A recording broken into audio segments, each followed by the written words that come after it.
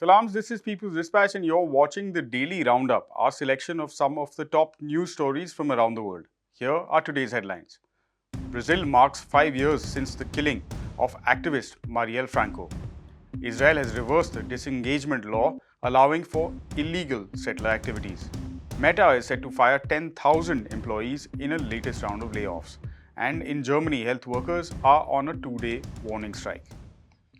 This 14th of March marked 5 years since the assassination of Brazilian Afro-descendant LGBTQI plus activist and revolutionary councilwoman Marielle Franco.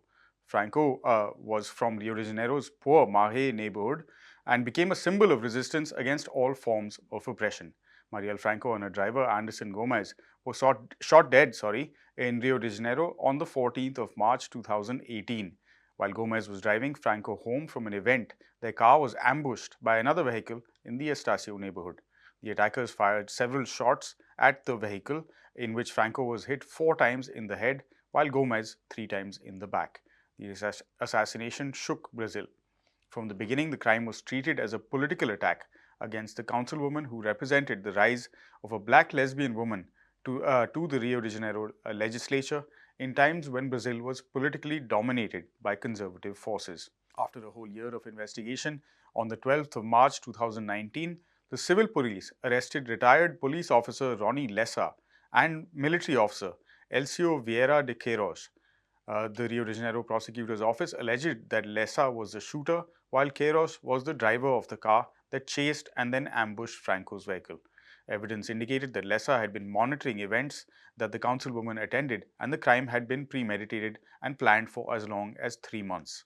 The investigation also revealed that Lessa and Queiroz were members of far-right militias operating in the Rio state, with whom former President Jair Bolsonaro allegedly also had ties.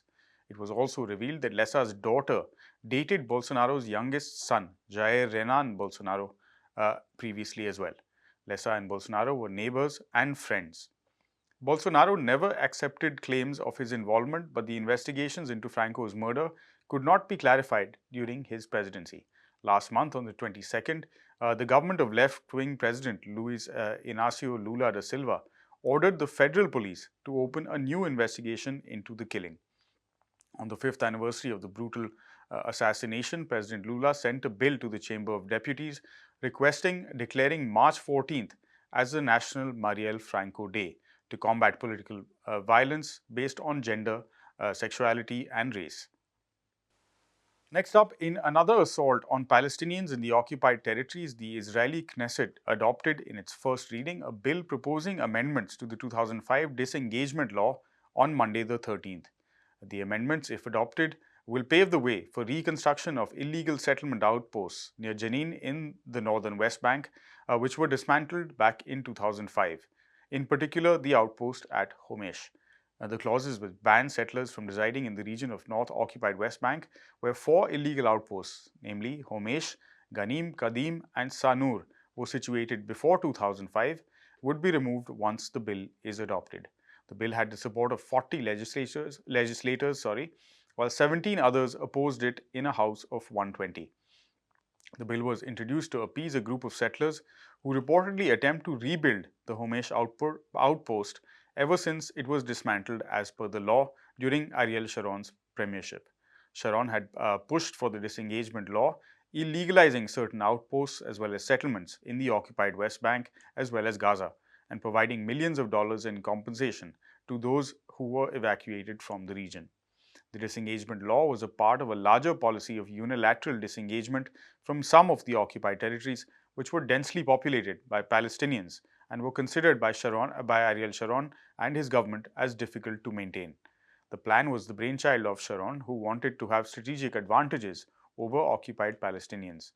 There are over 600,000 illegal settlers living in occupied Palestinian territories, and the current far-right coalition government led by Benjamin Netanyahu in Israel includes extremist settler leaders such as Itamar Ben-Gvir and Bezalel Smotrich. They have openly endorsed plans for further expansion of illegal settlements in the occupied territories.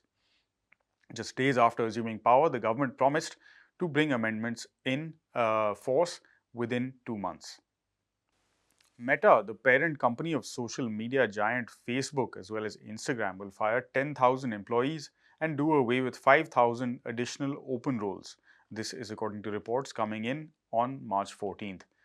This is the second major round of layoffs that the company has engaged in over the past 6 months. Meta has gone through a previous round of massive job cuts, including a time when it fired 11,000 people, which is as much as 13% of its workforce. Interestingly, the company, along with several others, have gone on a recruiting spree as well over the past 2 years or so because of the coronavirus pandemic and due to a widespread demand for digital and online services as well as content in the middle of global lockdowns. The intense recruitment had seen the company expand its employee count by as much as 60%. When the company first started firing, it had a total of 87,000 employees. The job cuts come as the company is going ahead with its plans to make 2023 the year of efficiency in an effort to maximize financial performance and achieve long-term targets. The company has also taken several other cost-cutting measures, such as slowing hiring processes, cancelling low-priority projects, restructuring costs such as severance packages, and other human resource cut-down measures. Additionally, it's reducing middle-level management at the company and asking others to double as individual contributors instead of earlier roles of supervising or managing other employees, in what reports describe as the company's intention to flatten the organization. Besides Meta, several other large tech companies are also on massive layoff drives over the past few months, together firing over 95,000 employees. These include 12,000 Google workers who were fired in January this year, 10,000 Microsoft workers, and Amazon's plans of firing another 18,000 employees, along with other major tech companies including Tesla, Dell, and Twitter.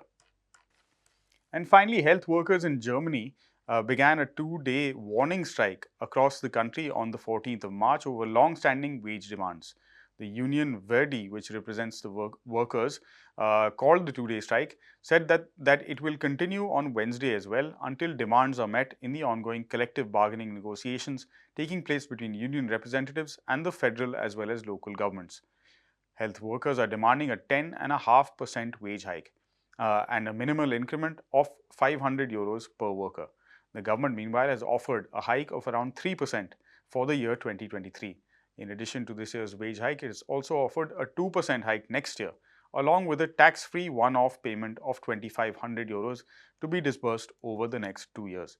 The union rejected the government's offer, with the next round of talks scheduled to be held on the 27th of March. Reports indicate that 8,500 people demonstrated in front of the town hall in Hanover as part of the strike. The underfunded public health system in Germany, which has been pushed to the brink by COVID-19, faces another streak of crises in these times of soaring inflation. The Verdi union accused the government, saying the offer that employers of federal and municipalities put forward in the second round of negotiations already means a loss of real wages for all employees affected by the tariff round. For colleagues in healthcare, however, the Confederation of Municipal Employers Organizations has provided a particularly bitter pill. They should waive wages if the employer is financially poor. The strike led to hospitals across the country cancel or downsize operations and only continue with emergency jobs and absolutely essential life-saving treatments. According to reports, wage negotiations between the unions and the doctors' union Marburger Bund have also ended inconclusively. Doctors have called for compensation in wages at par with inflation since 2021 and an additional increase in fees by 2.5%. That's all we have on this episode of the Daily Roundup. For more such stories, head to our website, peoplesdispatch.org, and don't forget to follow us on Facebook, Twitter, and Instagram.